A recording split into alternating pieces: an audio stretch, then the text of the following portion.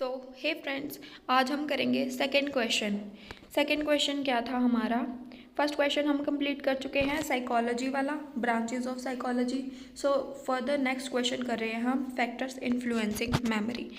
तो सबसे पहले हम मेमोरी को डिफाइन करेंगे। मेमोरी क्या है? Memory is a process which includes learning, retention and remembering. कुछ नई चीज़ लर्न करना, उसको हम अपने माइंड में रिटेन करना और फिर उस चीज़ की जब ज़रूरत है हमें उसे रिमेंबर करना।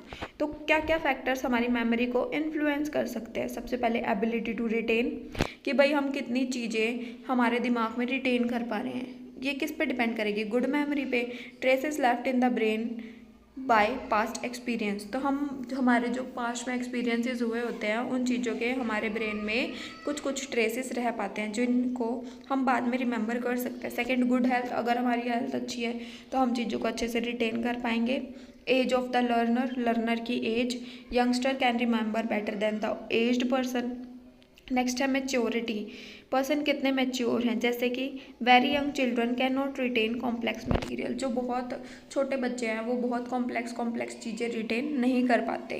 विल टू रिमेंबर, कि किसकी कितनी विल है कोई चीज़ रिमेंबर करने की। अगर किसी का मन ही नहीं है कुछ रिमेंबर करने का, कुछ याद करने का, तो कोई चीज़ें हम अपनी मेमोरी में रिटेन भी नहीं कर पाएंगे। नेक्स्ट है इंटेलिजेंस, कि कोई पर्सन कितना इंटेलिजेंट है। नेक्स्ट है interest, if person have more interest learn and retain better. अगर किसी का किसी चीज़ में बहुत अच्छा इंटरेस्ट है तो वो नई चीज़ को अच्छे से लर्न भी कर पाएगा और उसको अपने माइंड में रिटेन भी कर पाएगा। नेक्स्ट है ओवर लर्निंग। ओवर लर्निंग क्या होता है? किसी चीज़ को हम बार बार लर्न करते रहेंगे तो हमारी मेमोरी में वो चीज़ बहुत अच्छे से रिटेन रहेगी। नेक्स्ट है स्पीड ऑफ लर्निंग, अगर हम जल्दी अच्छे से याद करेंगे तो हमारी रिटेंशन भी क्या होगी? बेटर। नेक्स्ट है मीनिंगफुलनेस ऑफ द मटेरियल, कि मटेरियल जो हम लर्न कर रहे हैं वो कितना मीनिंगफुल है। Meaningful material retain for longer period than nonsense material. Next है हमारे पास स्लीप और रेस्ट। स्लीप भी बहुत इंपॉर्टेंट रोल प्ले करती है हमारी मेमोरी में। जैसे कि स्लीप और rest immediately after learning strengthens connection in brain and helps in clear memory. जो स्लीप और रेस्ट हम इमीडिएटली करते हैं कुछ चीज़ लर्न करने के बाद, तो वो हमें ज़्यादा टाइम के लिए रिटेन रहती है।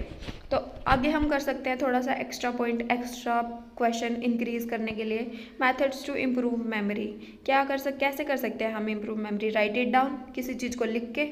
अटैच मीनिंग टू इट, किसी चीज़ अगर कोई हम रैंडम थिंग याद कर रहे हैं उससे हम अपनी कहानियाँ बना दें और उसके ऊपर मीनिंग अटैच कर दें तो वो हमें अच्छे से याद हो जाएगी। रिपीट इट, उसको बार बार रिपीट करना। ग्रुप इट, सबको एक जगह ग्रुप करके और अच्छे से अपने माइंड में फिट कर लेना।